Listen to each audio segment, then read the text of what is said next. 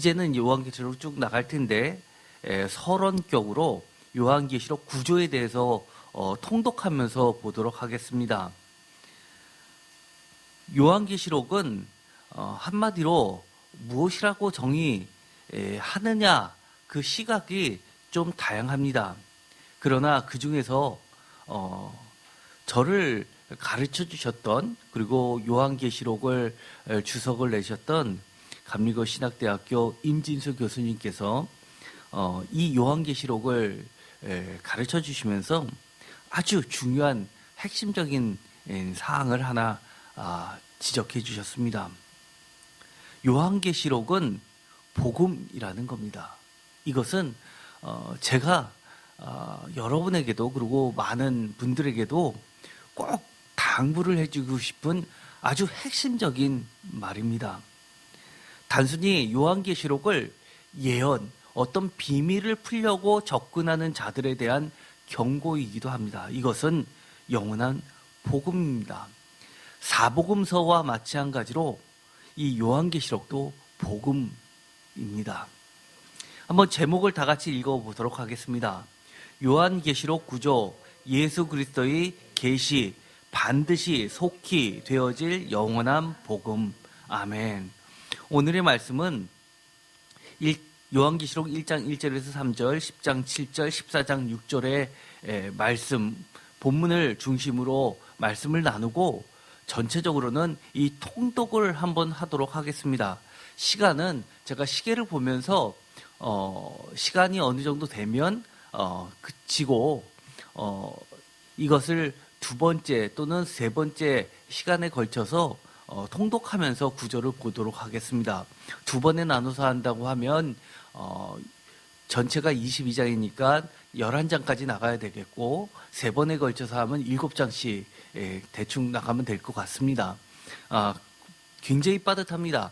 그런데 중요한 것만, 흐름만 제가 찝다 보니까 반드시 여러분들께서는 각자 한 주간 동안 열심히 오늘 나가신 분량만큼 몇 번에 걸쳐서 최소한 5번에서 10번 사이는 사실 반복해서 통독을 하시기 바랍니다.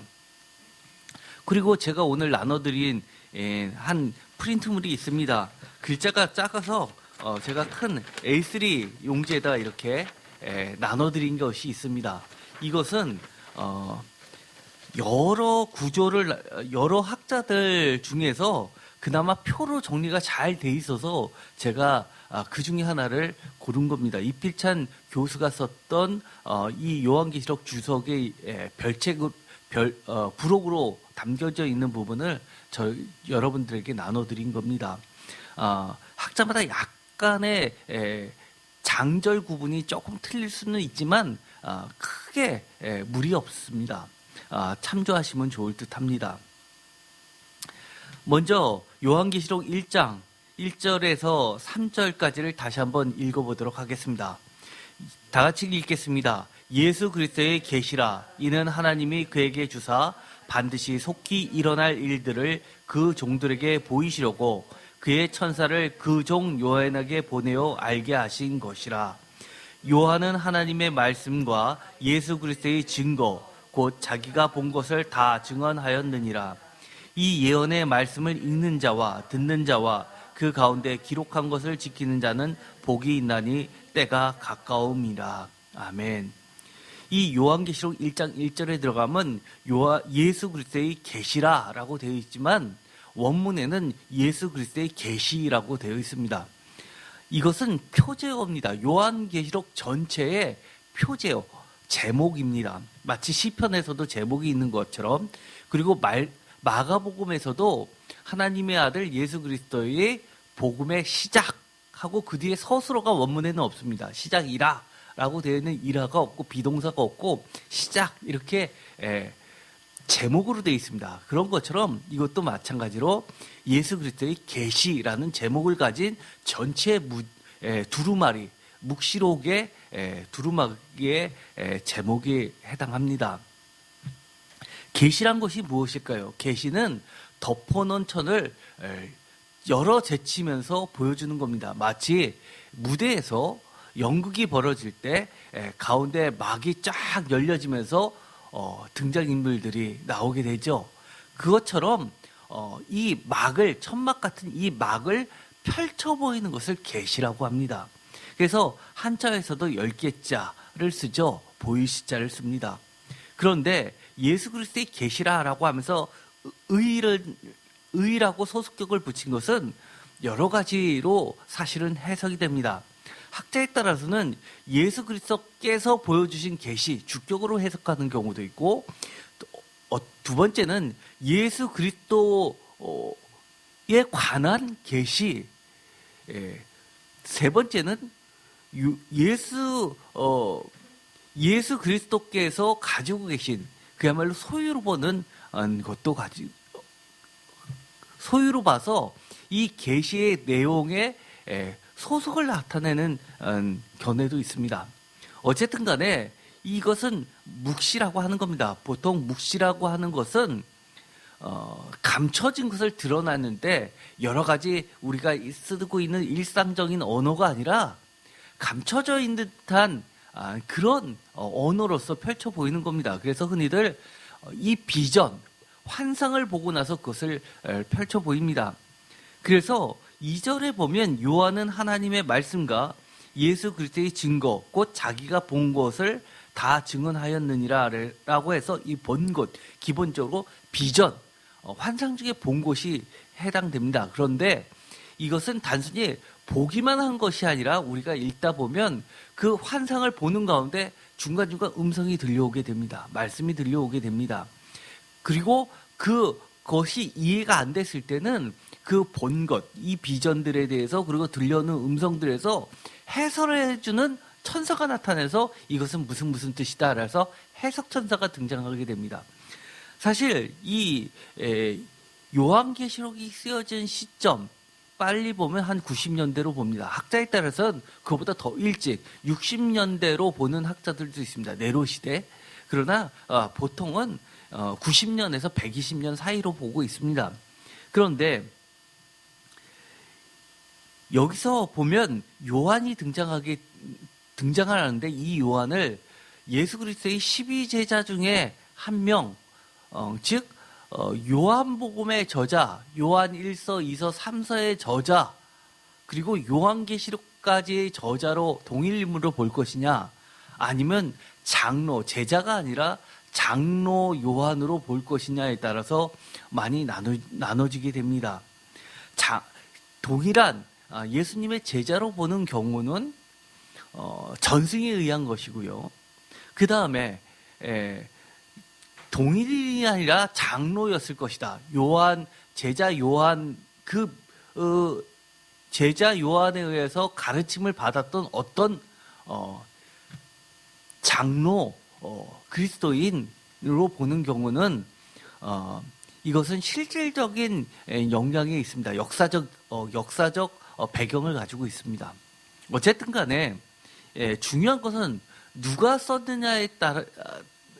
썼느냐라기보다도 이것은 하나님의 기록문이라는 겁니다. 그래서 1절에 보면 예수 그리스도의 계시라고 했는데 2절에 보면 하나님의 말씀으로 되어 있습니다. 그리고 예수 그리스도의 증거라고 되어 있습니다. 이것은 우리가 성경을 바라보는 시각에서 매우 중요한 겁니다.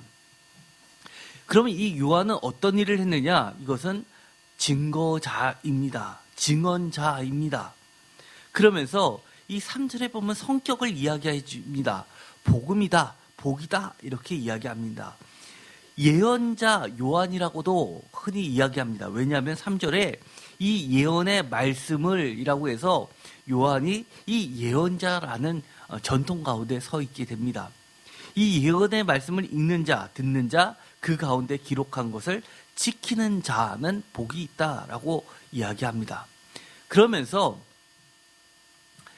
이 1절에 보면 그의 천사를 그종 요한에게 보내어라고 이야기하는데 이 요한은 예수 그리스도의 종입니다.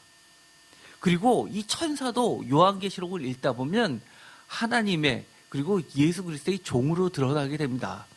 중간에 보면 이 요한이 이 천사에게 경배를 하려고 하니까 이 천사가 만류를 합니다. 오직 하나님께만 경배하라라고 하면서 나는 당신과 똑같은 종이다라고 이야기를 해줍니다. 그래서 특별히 이 이야기를 하는 것은 천사 숭배 사상을 배격하는 중요한 이유가 있습니다. 요즘에 보면 천주교에서 천사뿐만 아니라 마리아를 숭배하는 것은 더할 나위 없고요. 천사도 숭배하고 더 나아가서 예수님의 12제자뿐만 아니라 소위 말해서 성인들이라고 하는 세인트들도 다 숭배를 하죠. 그런 것에 대해서 철저히 개신교에서는 배격하는, 반대하는 성경적 근거가 바로 이런 겁니다. 천사들은 하나의 메신저로서 요즘에 개신교에서는 다 어디로 통합이 되냐면 성령으로 통합이 됩니다. 요한계시록이 작성될 시점만 하더라도 그것이 혼재되어 있습니다.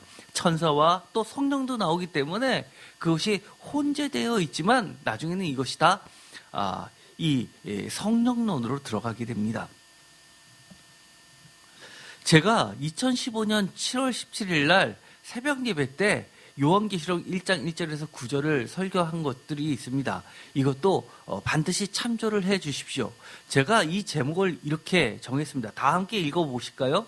현재를 위한 예언서 요한계시록. 이것은 굉장히 중요한 이야기인데요. 이 요한계시록은 미래를 위한 계시록이라기보다도 1차적 목적은 어디에 있냐? 바로 현재를 사는 오늘의 성도들을 위한 계시록이라는 겁니다. 그래서 이 요한계시록을 읽다 보면 많은 박해가 나오고 있고요. 그리고 수많은 도전들이 나오게 됩니다.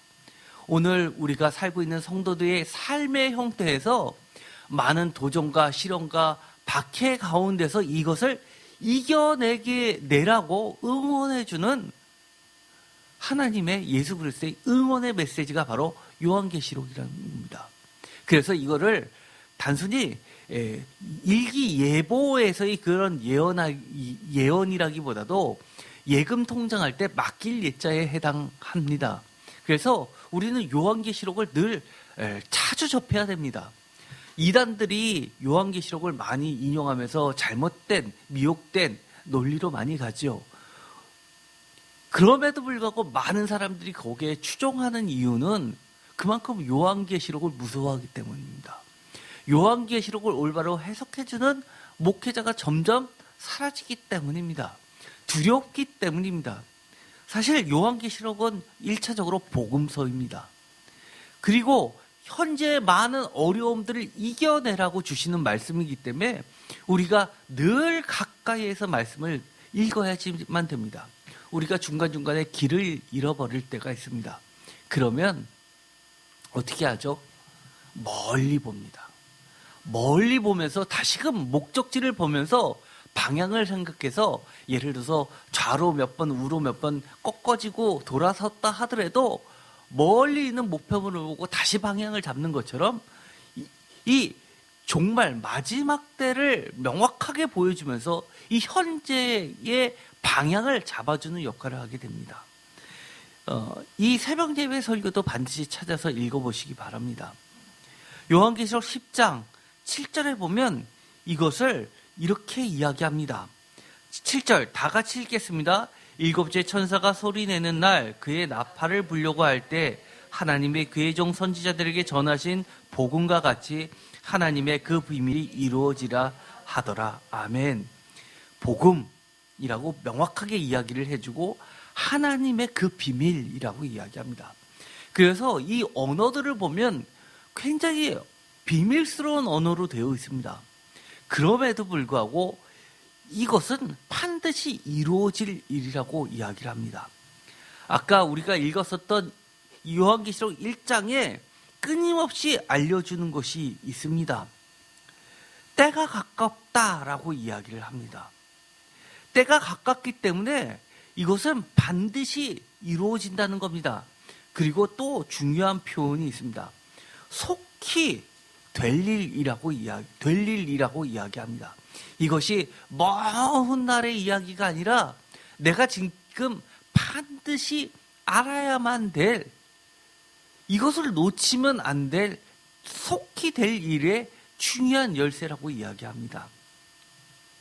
그러면서 6절에 보면 이렇게 이야기합니다. 세세토록 살아계신 이 곧 하늘과 그 가운데 있는 물건이며 땅과 그 가운데 있는 물건이며 바다와 그 가운데 있는 물건을 창조하신 이라고 이야기하는데, 창조주 하나님을 이야기할 때 이렇게 이야기합니다. 하늘과 땅과 바다를 이야기합니다. 이거는 고대 그들의 과학적 사고를 이야기해 주고 있습니다. 우주 만물을 구성하고 있는 이 구조물을 하늘과 땅과 바다를 상정하고 있다는 겁니다. 그래서 나중에 보면 바다가 나타나게 되고요. 또 바다를 밟고 있는 이야기가 나오게 됩니다. 그거는 온 우주를 다스린다는 것을 상징하고 있는 겁니다. 요한계시록 14장 6절 다 같이 읽겠습니다. 또 보니 다른 천사가 공중에 날아가는데 땅에 거주하는 자들 곧 모든 민족과 종족과 방언과 백성에게 전할 영원한 복음을 가졌더라. 아멘. 어떤 복음이요? 영원한 복음이라고 이야기합니다. 어떤 분 때문에 그렇습니까? 세세토록 살아계신 이 때문에 그렇습니다. 세세토록 살아계신 이가 전하시는 말씀, 이것이 바로 영원한 복음입니다. 7절 다 같이 읽겠습니다. 그가 큰 음성으로 이르되 하나님을 두려워하며 그에게 영광을 돌리라. 이는 그의 심판의 시간이 이르렀음이니 하늘과 땅과 바다와 물들의 근원을 만드신 이를 경배하라 하더라. 아멘. 여기서도 하늘과 땅과 바다가 등장하게 됩니다. 창조주를 이야기하는데 모든 물들의 근원이라고 이야기합니다. 그런데 여기서 중요한 것이 있습니다. 심판의 시간이 이르렀다라고 이야기합니다. 심판의 시간이 이르렀을 때 이 종말을 움직이는 역사의 주체가 요한계시록에서는 명확하게 드러나고 있는데요. 그 자들이 누구일까요? 7절 하나님을 두려워하며 그에게 영광을 돌리는 자. 이 자들이 누굽니까? 성도들입니다. 거룩한 백성들, 때묻지 않은 깨끗한 주의 백성들이 이 마지막 때의 심판을 어린 양과 함께 진행해 나가고 있습니다. 그 자들은 특징이 있는데 바로 예배하는 공동체들입니다. 여러분들, 예배가 얼마나 중요한지 모릅니다. 예배 무시하면 안 됩니다. 예배 시간에 엉뚱한 짓들 하지 마십시오. 예배 우습게 생각하지 마십시오. 정말 예배 굉장히 중요합니다. 제가 나눠드리는 표를 보면요, 여러 가지가 복잡하게 되어 있는 것 같은데요. 간략하게 보면 이 맨 위쪽에 적혀 있는 장절 표시가 되어 있는 이 구절을 한번 보도록 하겠습니다. 서론에 해당하는 게 요한계시록 1장 1절에서 8절까지가 서론입니다. 요한계시록 전체를 나타내는 성격을 나타내게 됩니다. 누가 누구에게 라는 것이 명확합니다. 하나님의 말씀이 예수 그리스도의 계시가 그종 요한에게 명하여 많은 사람들, 하나님의 백성들에게 현재를 이겨서 마지막 때 승리하라고 주는 복음이라는 겁니다. 그리고 나서는 1장 9절부터 3장 22절까지 통으로 7교회를 향한 메시지가 나오게 됩니다.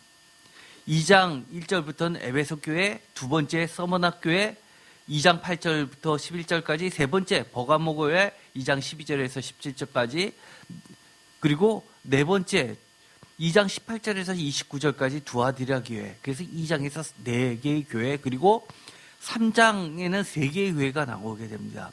3장 1절에서 6절부터 사대교회, 3장 7절에서 13절까지 빌라델피아 교회, 3장 14절에서부터 22절까지 라오디게아 교회. 이처럼 7개의 완전소, 7교회를 다스리시고 주가 되신 분이, 그리고 보호하시는 분께서 메시지를 보내시고 계십니다. 이 7교회로 이야기하는 것은 이 세상은 7교회에 의해서 움직여지는 겁니다.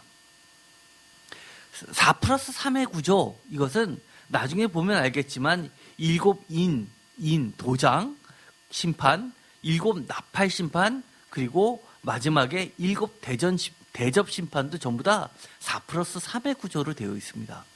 그리고 나서 이 교회들에 대한 메시지가 끝나고 나서는 4장에서부터 5장까지, 특별히 4장은 창조주 하나님의 하늘 보좌에 대해서 나오게 됩니다. 마치 이사야서에 보면 이 이사야가 환상을 보게 되는데, 거기에서 보면 천상, 하늘 위에서 회의가 벌어지는 것을 보게 되는 것과 마찬가지입니다. 그런데 5장에 가면 어린 양이 나오게 됩니다.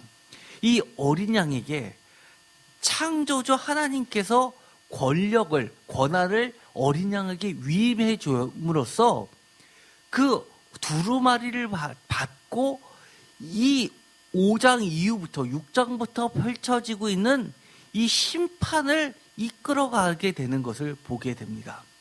그리고 6장부터 해서 6장에는 6가지의 인을 차례대로 떼게 됩니다. 도장을 떼게 됩니다. 그리고 7장에는 삽입구절이 나오게 됩니다.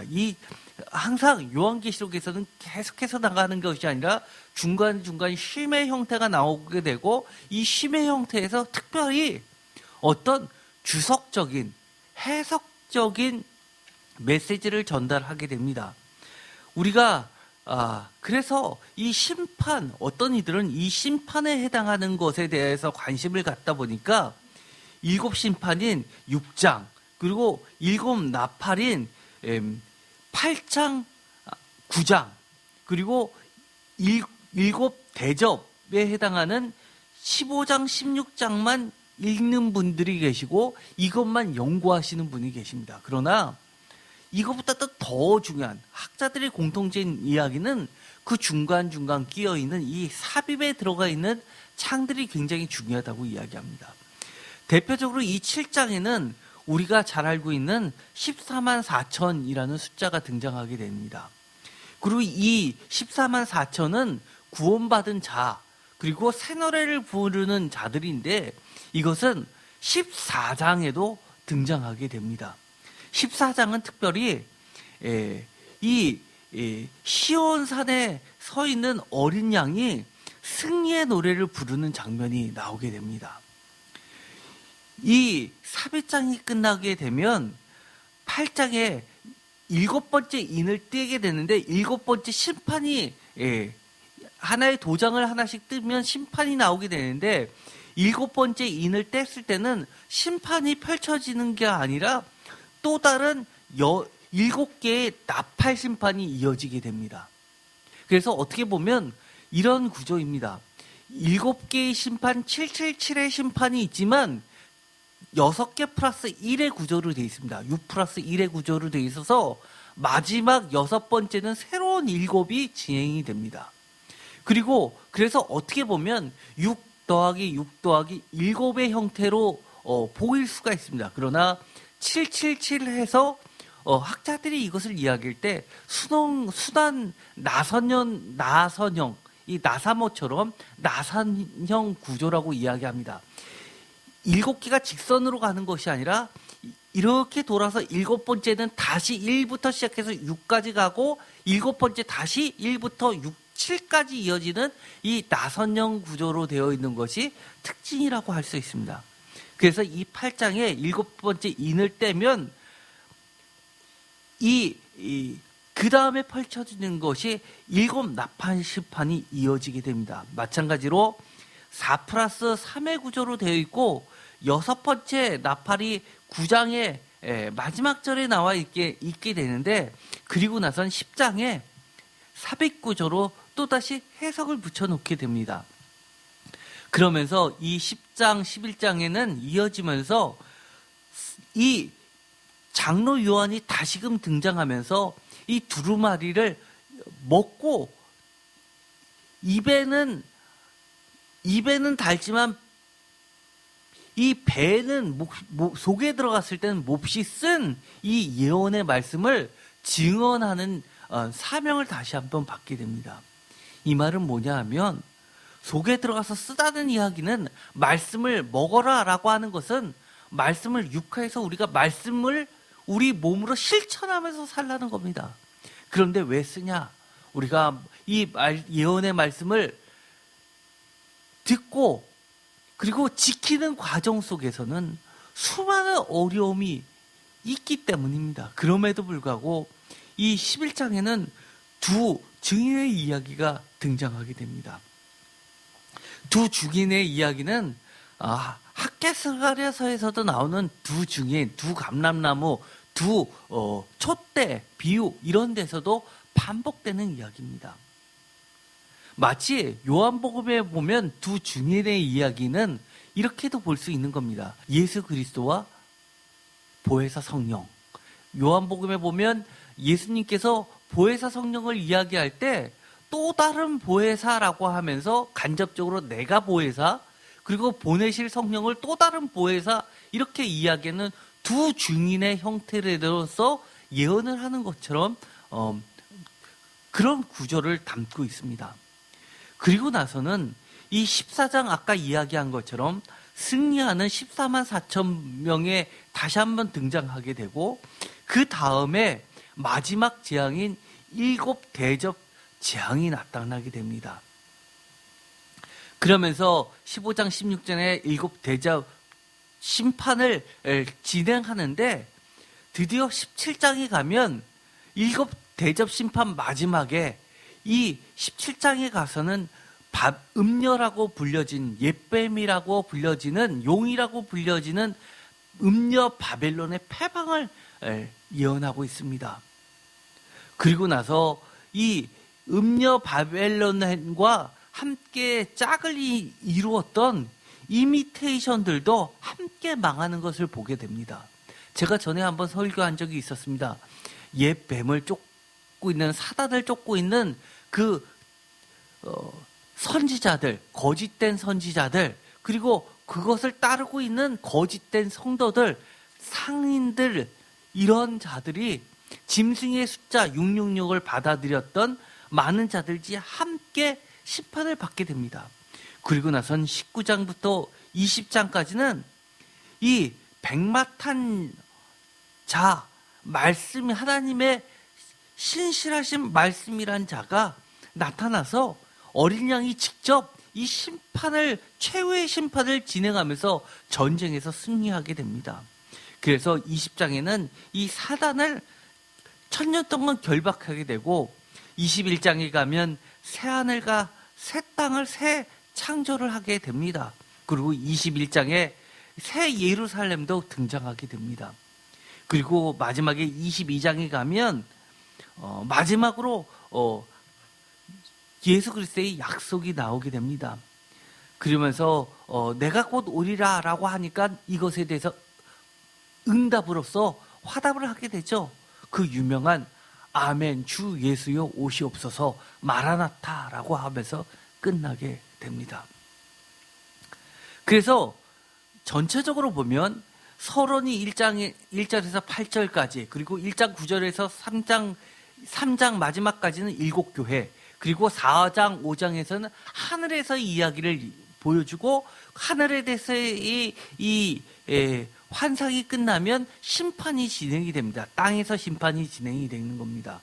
그래서 7 도장 심판, 7 나팔 심판, 그리고 마지막 7 대점 심판이 바로 6장부터 해서 16장까지 끝나게 되고 17장부터는 음녀 바벨론이 패망이 되고 19장에 가면 19장 20장에서는 새 예루살렘 그리고 새 창조가 일어나게 되며 마지막 22장에 주 예수여 오시옵소서라고 끝나게 되는 겁니다. 하나님의 말씀을 요한계시록을 한 절 한 절씩 한번 보도록 하겠습니다. 서론 부분입니다.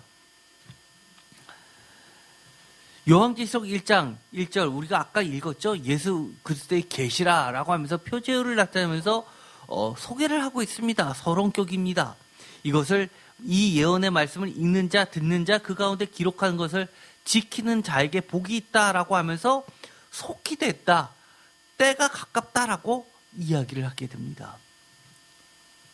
요한계시록 1장 4절 다 같이 읽겠습니다. 요한은 아시아에 있는 7교회에 편지하노니 이제도 계시고 전에도 계셨고 장차 오실 이와 그의 보좌 앞에 있는 7영과라고 하면서 이제도 계셨고 전에도 계셨고 장차 오실 이라고 하니까 예수 그리스도로 생각하시는 분들이 많이 있을 겁니다. 그러나 이것은 이 출애굽기에 나온 야훼, 하나님에 대한 히브리어의 야훼, 여호와에 대한 그리스어의 플러스 형식이 됩니다. 그래서 이제도 계셨고 전에도 계셨고 장차 오실 이는 하나님을 나타냅니다. 그러면서 5절 다 같이 읽겠습니다. 또 충성된 증인으로 죽은 자들 가운데에서 먼저 나시고 땅의 임금들의 머리가 되신 예수 그리스도로 말미암아 은혜와 평강이 너에게 있기를 원하노라. 우리를 사랑하사 그의 피로 우리 죄에서 우리를 해방하시고 6절 그의 아버지 하나님을 위하여 우리를 나라와 제사장으로 삼으신 그에게 영광과 능력이 세세토록 있기를 원하노라. 아멘. 제가 전에도 이 아멘은 굉장히 중요하다고 했습니다. 이응, 미음, 니은은 에무나, 이응, 미음, 니은 히브리어의 헬라식 발음이 바로 아멘입니다. 그래서 우리가 아멘 하는 것은 참되다, 옳습니다, 그대로 되기를 바랍니다, 동의합니다, 이런 모든 것의 뜻이라고 했습니다. 그래서 우리가 예배 갈 때 같이 기도를 드리다가 정말 그 말씀대로 이루어지기를 원하면 여러분 큰 목소리로 언제든지 아멘 하십시오. 설교 말씀을 듣다가 이 말씀을 놓치고 싶지 않으면 아멘 하면서 여러분의 동의를 하나님께 이야기를 하십시오. 그러면 약속의 말씀이 이루어진다는 표시이기도 합니다. 그러면서 이렇게 이야기합니다. 예수 그리스도를 어떻게 표현하고 있냐면 충성된 증인으로 죽은 자들 가운데서 먼저 나시고 땅의 임금들의 머리가 되신 예수 그리스도라고 소개를 하고 있습니다. 그런데 이분이 우리를 사랑하사 그의 피로 우리 죄에서 우리를 해방하신 분입니다. 또 그분이 어떻게 하셨냐? 우리를 나라와 제사장으로 삼으셨다라고 이야기합니다. 하나님을 섬기는 제사장으로 삼아주셨다라고 이야기를 하는 겁니다. 여러분들은 거룩한 백성들, 성도들입니다. 예배자들입니다. 그런데 이 예배자가 단순히 예배에 참석하는 자가 아니라 하나님을 섬기는 제사장이라는 겁니다. 이것은 굉장히 중요합니다. 아직까지도 하나님을 믿지 않는 많은 이방인들, 많은 자들, 이런 자들에게 우리는 분명히 다스리는 권한을 우리에게 부여해 주십니다. 뭐를 위하여? 아버지 하나님을 위하여입니다. 그래서 우리는 은혜와 평강이 입었는데 왜 입었느냐라고 하면 하나님의 나라를 위해서, 하나님의 나라를 함께 완성하는데 동참하는 자들이라는 겁니다. 그 방법은 구체적으로 무엇입니까? 예배를 통해서입니다.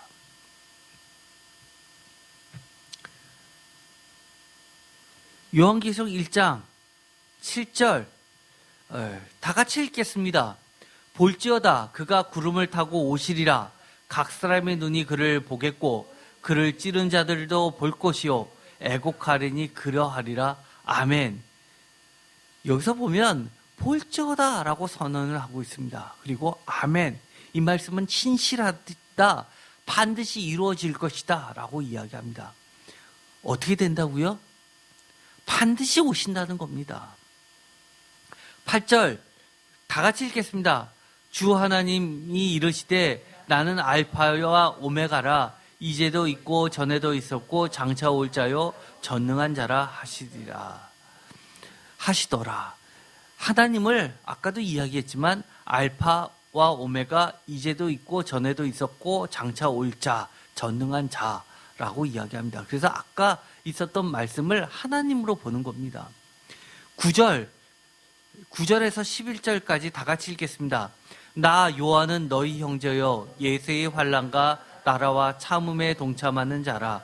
하나님의 말씀과 예수를 증언하였으므로 말미암아 바모라 하는 섬에 있었더니 주의 날에 내가 성령에 감동되어 내 뒤에서 나는 나팔 소리와 같은 큰 음성을 들으니 이르되 내가 보는 것을 두루마리에 써서 에베소, 서머나, 버가모, 두아디라, 사데, 빌라델피아, 라오디게아 등 일곱 교회에 보내라 하시기로. 아멘. 여기에 보면 이 나 요한은 어떤 자입니까? 가장 큰 특징? 너희의 형제요, 같은 성도를 하는 이야기입니다. 예수의 환난과 나라와 참음에 동참하는 자라는 겁니다. 만약 여러분들께서 예수의 환난과 나라와 참음에 동참하는 것은 싫고 하나님 나라에만 들어가기를 원하는 자라고 하면 그것처럼 착각이 없습니다. 만약에 여러분들이 어떤 교회를 다니시든 간에 관계없이 세상에서의 복을 추구는 하면서도 이 땅에서 여러 가지 어려움을 피할 것만은 바라면서 마치 피할 길을 여기저기 찾는 것이 참된 신앙인 것처럼 가르친다면 속지 마십시오. 여러분이 예수의 환난과 나라와 참음에 동참하지 않고는 결코 하나님은, 예수 그리스도께서는 여러분들을 성도라고 여기지 않습니다. 그렇기 때문에 이 계시록은 어떤 자들에게 주는 예언의 말씀입니까? 제가 2015년 개척하고 얼마 안 된 새벽 예배 때 했던 말씀, 현재를 사는 우리들에게 주시는 말씀입니다. 그런데 이런 분들이 계십니다. 자꾸 이 비전 묵시라고 하니까 꿈을 쫓아가시는 분이 계십니다. 마치 누가 이런 환상을 봤다, 꿈을 봤다라고 하면 굉장히 영적인 것인 것처럼 착각하고 그것을 쫓아가시는 분들 계십니다. 그러나 오늘 10절에 보면 비전 가운데서 이 요한은 뭐를 듣냐면 음성을 듣게 됩니다. 말씀을 기록하고 또 그것을 전하게 됩니다. 우리가 하나님의 아들 예수 그리스도를 쫓아간다라고 하는 것은 우리에게 주신 하나님의 말씀을 쫓아가는 자들입니다. 그 말씀을 이렇게 이야기합니다. 보는 것을 쓰라, 기록하라라고 합니다. 그것이 오늘 우리 손에 쥐어진 바로 성경 말씀입니다. 그러나 이 성경 말씀이 때로 어렵죠. 그렇기 때문에 우리가 이 해석하는 성령님의 도움을 받게 되는 겁니다. 이 11절에 나와 있는 것처럼 7교회를 소개하고 있습니다. 그래서 이 오늘의 말씀을 보면 1장 9절부터 3장 22절까지, 특별히 2장 1절부터는 바로 7교회에 대해서 나오게 됩니다. 2장 1절 다 같이 읽겠습니다. 에베소 교회의 사자에게 편지하라. 오른손에 있는 7뼈를 붙잡고 7 금촛대 사이를 거니시는 이가 이르시되. 아멘. 오른손에 7뼈를 붙잡고 7 금촛대 사이를 거니시는 이가 누구입니까? 예수 그리스도입니다. 이 각각에 대한 뜻은 제가 나중에 주일날 그리고 이 통독이 끝나면 각 수요 예배 시간마다 말씀을 해석해서 드리기로 하겠습니다만, 지금은 이렇게 통독하면서 흐름만을 잡겠습니다. 이 2장 1절부터는 어느 교회요? 첫 번째 교회인 에베소 교회에다가 하시는 말씀이 나오게 됩니다. 주님은 항상 교회를 통해서 말씀해 주십니다. 그래서 교회가 굉장히 중요합니다. 예배 가운데 들려지는 이 말씀을 여러분 집중해서 들으시기 바랍니다. 에베소 교회는 특별히 소아시아의 첫 번째 교회로 나오게 됩니다. 그만큼 중요하다는 이야기죠. 요한계시록 2장 8절 다 같이 읽겠습니다. 서머나 교회의 사자에게 편지하라. 처음이며 마지막이요 죽었다가 살아나신 이가 이르시되. 죽었다가 살아나신 이것은 예수 그리스도시죠. 그런데 이 예수 그리스도는 이 앞에 처음이며 마지막이요라고 하면서 우리가 아까 알파와 오메가는 누구에게 있었던 말씀입니까? 하나님의 칭호입니다. 그런데 이 하나님에 대한 칭호를 공이 쓰고 있습니다. 그렇다는 이야기는 이 예수님의 본체는 하나님이시라는 말씀입니다.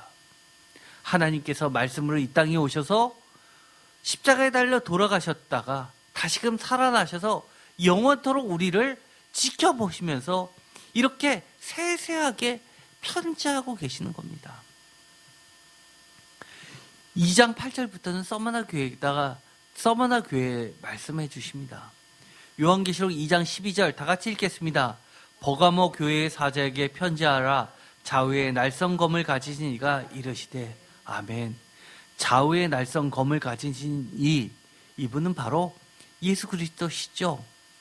우리가 이 땅에서 마지막 때를 살아갈 때는 반드시 뭐가 있어야 됩니까? 검이 있어야 됩니다. 이 검이 무엇입니까? 날선 검. 예수 그리스도의 말씀이십니다. 버가모 교회에 대한 이야기가 12절부터 등장합니다. 요한계시록 2장 18절 다 같이 읽겠습니다. 두아디라 교회의 사자에게 편지하라. 그 눈이 불꽃 같고 그 발이 빛난 주석과 같은 하나님의 아들이 이르시되. 아멘. 하나님의 아들. 여러분의 성경책에서도 제가 여러분 보기 편하도록 이렇게 화면에다 띄우고 같이 읽지만 성경책에다도 노란색으로 이 지금 읽는 성경 구절들을 표시를 해 두십시오. 그러면 여러분이 성경책을 읽을 때 큰 흐름들을 굵게 지나갈 수 있는 겁니다. 그래서 요한계시록 이제 시작하는데요. 가능하면 여러분 성경책, 각자의 성경책 갖고 오십시오. 성경책 각자 집에 보면 몇 권씩 되지 않습니까? 무거우시면 이 교회에다 놔두셔도 됩니다. 그래서 표시를 반드시 해두십시오. 요한계시록 3장 1장을 다 같이 읽겠습니다. 사대교회의 사자에게 편지하라. 하나님의 7 영과 7 뼈를 가지신 이가 이르시되 내가 내 행위를 아노니 내가 살았다 하는 이름을 가졌으나 죽은 자로다. 2장에서 4개의 교회 이야기하고 나서 3장에는 3개의 교회에게 편지하는 4+3 구조 중에서 이 5번째 교회에 대한 이야기가 나옵니다. 사대교회입니다. 여기서 보면 하나님의 7 영과 7 별을 가지시니 예수 그리스도는 이처럼 우리 교회를 붙잡고 계신 분들입니다. 요한계시록 3장 7절 다 같이 읽겠습니다. 빌라델피아 교회의 사자에게 편지하라. 거룩하고 진실하사 다윗의 열쇠를 가지신 이 곧 열면 닫을 사람이 없고 닫으면 열 사람이 없는 그가 이르시되. 아멘.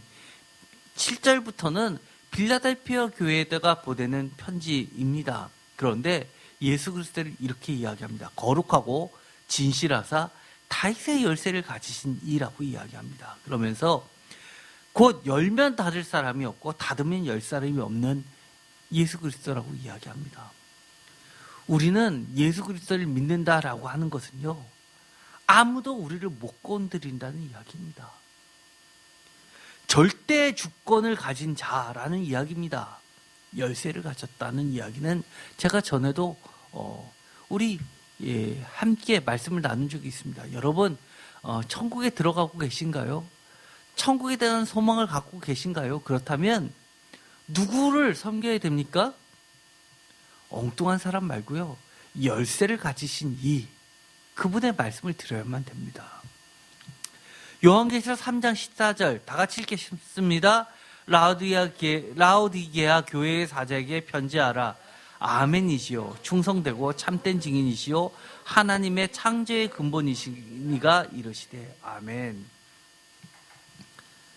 예수 그리스도를 이야기할 때 이렇게 이야기합니다. 아멘이시요 충성되시고 참된 증인이시요 하나님의 창조의 근본이신 이. 심지어 창조의 근본이신 하나님의 창조의 근본이신 이 예수 그리스도를 아멘이라고 이야기합니다. 하나님의 아들 예수 그리스도의 또 다른 이름도 아멘입니다. 그렇기 때문에 우리가 신앙의 생활을 할 때 있어서 아멘은 그렇게 중요한 겁니다. 그렇기 때문에 우리도 하나님 앞에 예수 그리스도 앞에 어때야 된다는 이야기입니까? 아멘이어야 된다는 이야기입니다. 진실되어야 된다는 얘기입니다. 충성되고 참된 증인이어야지만 그래야지만 우리도 하늘나라를 들어갈 수 있다는 이야기입니다. 그 다음부터는 4장부터는 하늘 보좌에 대한 이야기가 나옵니다. 4장, 5장에 대해서는 제가 전에 설교한 바도 있습니다. 시간이 많이 지났습니다. 오늘은 3장까지 하고 다음 시간에는 4장부터 하도록 하겠습니다. 생각보다는 굉장히 좀 느려졌지만 여러분들 전체적으로는 좀 개념이 좀 잡히실 줄 압니다. 3장까지 여러 번 읽고 오시기 바라고 4장부터도 읽어 오시기 바랍니다. 그러면 우리가 4장부터 이어지는 것에 대해서 좀 쉽게 접근하실 것 같습니다.